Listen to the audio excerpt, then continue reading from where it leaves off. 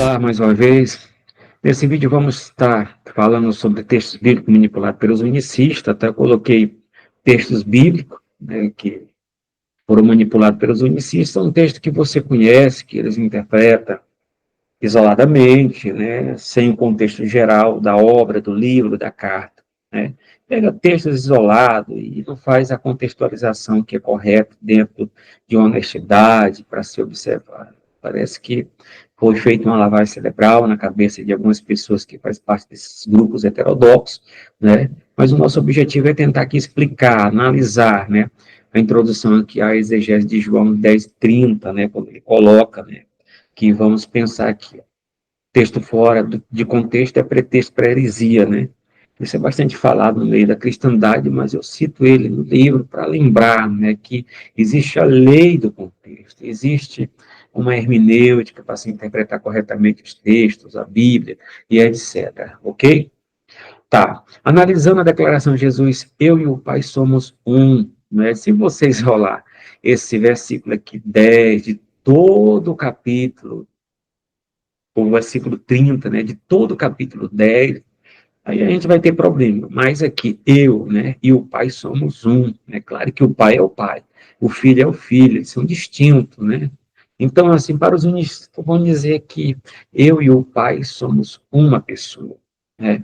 Mas, de fato, não é isso, né? Isso é a interpretação do unicismo, né? O unicismo, que eu vou falar um pouco mais lá na frente, sobre a questão das heresias, né, dos grupos heterodoxos que nasceram do século II em diante, tá? Mas de já, quero dar uma explicação para você com alguns unicistas, porque eu já falei o nome unicista, tá? Então, o que é o unicismo? Né? O unicismo não nega a deidade absoluta do Filho, tá? E nem do Espírito Santo, mas o unicismo nega a trindade, a doutrina da trindade, né? Então, pois confunde as pessoas. A heresia unicista consiste em negar a trindade, pois ensina a ser o Pai, o Filho e o Espírito Santo uma única pessoa. Nós não concordamos com essa interpretação. A interpretação do unicista é dizer o seguinte, que o Pai, o Filho e o Espírito Santo é uma única pessoa. Todavia, vamos pensar de uma maneira diferente, né? Então, pegando aqui o que eles pensam, a heresia consiste em negar a trindade, pois ensina a ser o Pai, o Filho e o Espírito Santo uma única pessoa, e não três pessoas distintas, é uma só divindade. Todavia, a Bíblia ensina o monoteísmo, ou seja, a existência de um único, de um só, e um único Deus eternamente subsistente em três pessoas. Eu fiz a citação lá dos Evangelhos Sinóticos, Mateus 3:16, né? Também no Evangelho de Marcos, de Lucas, né? A carta Petrina, né? 1 e 2, e como afirma todos os credos e confissões que teve as decisões conciliares, que afirma que na divindade existe três pessoas, ou que Deus subsiste em três pessoas, tá? E não que o unicismo prega e diz, dizendo que Deus, de fato, o Pai, o Filho e o Espírito Santo é uma única pessoa. Nós não concordamos, tá? Biblicamente não tem base para isso. Eu digo que existe muito mais material, né, bíblico, teológico, para se pensar na doutrina bíblica da Trindade do que para entrar na contradição do unicismo. Isso foi muito bem provado no meu livro, nos vídeos ao qual a gente leu aqui, ressaltou e destacou dentro de uma importância contextual e verdadeira, tá certo? Vamos lá para frente aqui um pouquinho para a gente pensar essa questão, explorar o contexto e significado original do grego, tá? Eu até fiz alguma citação aqui, né, do em, no grego, né, neutro, ao invés de masculino ele, tá? Então, eu vou fazer essa exegese aqui rápida para se pensar esse texto aqui, ó, indica duas pessoas numa só divindade, tá? Ó, o verbo ser no plural somos, não no singular sou. Então, pai e filho são pessoas distintas, mas de única natureza divina, tá? Então é isso, o texto está falando, eu e o pai somos um, em essência, em natureza, em divindade, tá? A explicação que está no texto aqui, com relação à interpretação errada que os unicistas colocam, dizendo que Jesus está dizendo que ele e o Pai é uma única pessoa. Só que a gente isolar toda a Bíblia, todo o Novo Testamento, e todo o contexto teológico que a gente pode analisar que Deus, na sua revelação progressiva, se revelou como três pessoas, ok? Outra questão aqui também de textos aqui que aparece, unida na Trindade, tá? Eu e o Pai, destaca a comunhão perfeita entre Jesus e Deus também, a gente coloca dessa maneira. Relação baseada em amor, confiança e cooperação. Eu e o Pai somos um. Outra questão também, Jesus sempre faz a vontade do Pai. Também, harmonia perfeita desde a eternidade. O Filho é eterno, o Pai é eterno, o Espírito Santo é eterno. Existe três eternos? Não, um só eterno, conforme a declaração, né, da confissão de Atanásio. Outra questão, Jesus revela a sua divindade, né? João 14, 9. Quem vê a mim, vê o Pai. Né? A questão de Filipe perguntando, nos apresenta o Pai.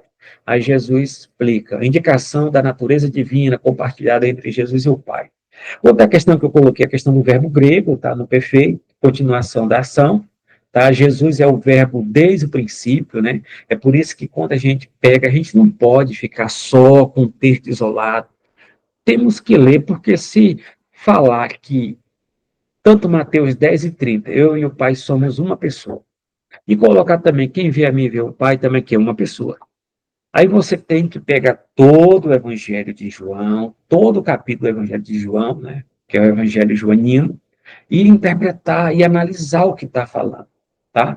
Se o primeiro versículo lá fala, Jesus é o verbo desde o princípio, né? Jesus é o verbo desde o princípio lá, que aparece em João 1 e 1. Eu até coloquei aqui João 1 e 1, vou até ler aqui o que eu coloquei, que aparece essa parte de João 1 e 1, né? Versículo 1, eu coloquei aqui uma citação de um saudoso R6 Pro, né, que pegou muito bem, já dormiu no Senhor. Ó, ele coloca o seguinte, né, no princípio era o verbo, ou seja, o Logos, né? Então, e o verbo estava com Deus e o verbo era Deus. Nessa primeira sentença, vemos o mistério da Trindade, porque o evangelista diz que o Logos estava com Deus desde o princípio. Na língua grega, há termos diferentes que podem ser traduzidos pela palavra com, mas a palavra que foi usada nesse versículo sugere o relacionamento mais íntimo possível, né? Um relacionamento face a face. No entanto, João faz uma distinção entre o Logos e Deus, duas pessoas distintas. Outra questão também, Deus e o Logos estão juntos, mas não são o mesmo. Depois, João declara que o Logos não somente estava com Deus, ele era Deus. Muito bem explicado. E no outro sentido, o verbo tem de ser identificado com Deus. O apóstolo prossegue dizendo, mas ele estava no princípio com Deus, todas as coisas foram feitas por intermédio dele, e sem ele nada do que foi feito se fez. Fiz essa citação aqui lá no início na introdução do livro, né, que está no primeiro parte no tópico 1, eu fiz o primeiro vídeo também, tem uma boa explicação dessa questão que o Pai, o Filho e o Espírito Santo, não façamos o homem, que está em Gênesis 1 e 27, que as três pessoas estão lá. E ele cita, ele estava no princípio com Deus, todas as coisas foram feitas por intermédio dele, e sem ele nada do que foi feito se fez, ele é Criador e Senhor de todas as coisas. A vida estava nele, a vida era a luz dos homens. Aqui vemos a eternidade, poder criativo e alta existência atribuída ao Logos eterno de Deus, a Jesus Cristo, o Filho de Deus. Tá? Então não tem como você pegar João 10 e 30, eu e o Pai somos uma pessoa, não, eu e o Pai somos um em essência, em divindade. Não tem como você pegar também dessa questão da manipulação lá de João 14, 9, também está dizendo aqui, ó, quem vê a mim vê o Pai, então eles vão dizer, é uma pessoa. Não, não tem nada disso. Você tem que pegar todo o capítulo, ou então pegar todo o Evangelho de João e analisar desde o capítulo 1 até o último, que ele está revelando o Pai, Jesus. E nos escritos joaninos está muito bem explícito acerca do Pai. E tem um texto muito importante, que está lá, o texto áureo, né, da Bíblia, que é João 3,16, ó. Deus amou o mundo de tal maneira que deu seu Filho unigênito para todo aquele que nele crê não pereça, mas tenha a vida eterna. Unigênito, né? Monogenese, que significa único do tipo, único da raça, único da mesma natureza, né? Então o Pai enviou o Filho, Deus amou o mundo e deu seu Filho. Deus prova o seu amor, sendo nós ainda pecadores, Romanos 5 e 8. como Paulo cita, né, a questão do amor sacrificial de Deus Pai. Então, nessa questão aqui, eu e o Pai somos um, a questão também do texto áureo, quando fala unigênito, monogenese, né, que significa único do tipo, da mesma natureza que o Pai, né? É a palavra que vai ser trabalhada no Concílio de Nicéia, homoúsio, né, da mesma natureza. Cristo é da mesma natureza do Pai. Só no Evangelho Joanino já dá para responder tudo isso, precisamente lá no texto áureo de 3:16 de João, tá? A oração sacerdotal também. Jesus não está orando para a sua natureza, né, conversando com a sua natureza, a divina, porque Jesus é união hipostática, duas naturezas, né? A natureza divina e a natureza humana. Então, quando Jesus está na oração sacerdotal, a natureza humana está falando com a natureza divina. Não. Isso é um ledo engano, uma interpretação errada. Só para quem não lê honestamente o texto, está analisando aqui e vê que ele está orando ao Pai. É outra pessoa. É outra pessoa e não com a sua natureza divina. Tá certo? Então, vamos analisar aqui. Ó. Oração pela glória do Pai. João 17:1. Jesus pede ao Pai que o glorifique. Jesus é uma pessoa, o Pai é outra pessoa. São duas pessoas aqui. A oração pelos discípulos, João 17:6 e 9. Proteção e santificação do discípulo. A oração por todos os crentes, ele ora. A oração sacerdotal é isso que ele coloca, apresenta ao Pai. Unidade e visão da glória divina. Outra questão, comunicação entre o Pai e o Filho. João 17:1. Pai, é chegada a hora e glorifica teu Filho. Duas pessoas. Não tem como dizer que ele está conversando com a natureza humana divina. Outra questão, João 17:5, glorifica-me, tu, ó Pai, com aquela glória que tinha contigo antes que o mundo existia. Estava reivindicando a glória, não os atributos, né? Porque Jesus não se esvaziou dos seus atributos, se esvaziou da sua glória, conforme o texto aqui. Comunicação direta entre as duas pessoas distintas. Consistência com a doutrina da Trindade. Outra questão também aqui, interpretação bíblica e comunhão com o Pai. Interpretação unicista que força uma leitura onde a natureza humana de Jesus fala com sua natureza divina, não. Na oração sacerdotal, existe uma pessoa e outra pessoa. E tem até os pronomes, né, aplicado ao Pai, aplicado ao Filho, aplicado ao Espírito Santo. A relação pessoa aqui, contexto e linguagem, sugere uma relação pessoal e distinta entre Jesus e o Pai. Eles são pessoas distintas. Exemplo, a oração de Jesus em João 17 reflete a comunhão e unidade entre as duas pessoas da Trindade. Outra questão também que a gente vai pensar e analisar é essa questão aqui, ó, exegese versus a exegese versus exegese. E a necessidade do discernimento, tá? A exegese é a extração do significado original do texto, analisando o contexto histórico e linguístico, analisar a intenção do autor, analisar a intenção do texto, extrair o que o texto tem nos seus originais, no seu significado. Outra questão, exegese, interpretação tendenciosa, inserindo crenças pessoais no texto, entende? Exegese é extrair, tirar o que está no texto, a intenção do texto e do autor. A é colocar as interpretações, entende? Que a pessoa tem, os seus pensamentos no texto. E o texto não tem lugar para isso, ele tem uma lei do contexto.